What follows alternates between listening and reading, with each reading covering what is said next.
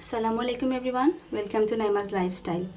আজকে আমি একটি ডিজার্ট আইটেম নিয়ে আপনাদের সামনে হাজির হয়ে গেলাম। এই ডিজার্টটা আমি ব্রেড ক্রাম দিয়ে তৈরি করে দেখিয়ে দিব আপনাদেরকে। ব্রেড ক্রাম দিয়ে তৈরি করার ফলে এটার স্বাদ কিন্তু কোনো অংশেই কম হবে না। ব্রেড ক্রাম দেওয়ার ফলে এটি মোল্ড আউটের সময় ভাঙে যাবে না বা ফেটে যাবে না। তো চলুন শুরু করি।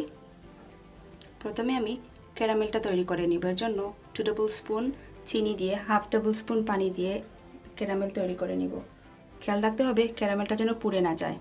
আমার ক্যারামেলের কালার চলে এসেছে। এখন আমি যেই পাত্রে পুডিং বসাবো সেটাতে ট্রান্সফার করে দিলাম। পাটিটাকে ভালোভাবে ঘুরিয়ে সেট করে নিতে হবে। এটাকে এখন সেট হওয়ার জন্য কিছু সময় রেখে দিব। তার পাশে আমি পুডিংটা তৈরি করি। এখানে আমি 3টি ডিম, 2 টেবিল স্পুন চিনি, 2 টিস্পুন ব্রেড ক্রাম এবং 1 মগ ঘন দুধ নিয়ে নিয়েছি।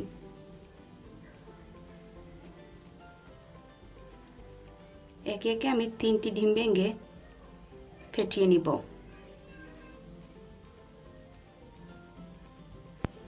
ডিমটা কিছু সময় ফেটিয়ে নেওয়া হয়ে গেলে এর মধ্যে দিয়ে দিব চিনি।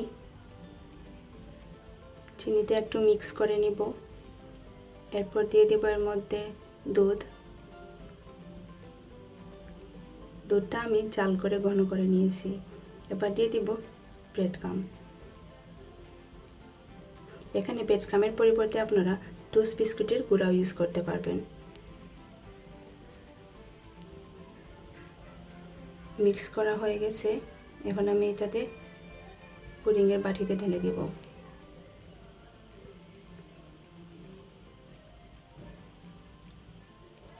এখন একটি পাত্রে স্ট্যান্ড বসিয়ে ফুটন্ত গরম পানি দিয়ে দিব। পানিটা এমনভাবে দিব যাতে পুডিংয়ের বাটিটা নিচ সাইডটা ডুবে থাকে।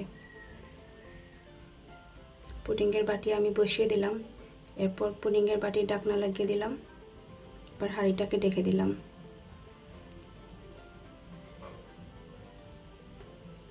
তো 20 মিনিট পর চেক করে নিব হয়েছে কিনা। আমার পুডিংটা সেট হয়ে গেছে, ঘাঁটিতে একটুও লাগেনি। সো এখন দেখতে পাচ্ছেন। এখন এইভাবে পুডিংয়ের সাইডটা ছাড়িয়ে নিব একটি নাইফের সাহায্যে। ছাড়ানো হয়ে গেলে হাত দিয়ে এভাবে হালকা ঝাঁকিয়ে নিব।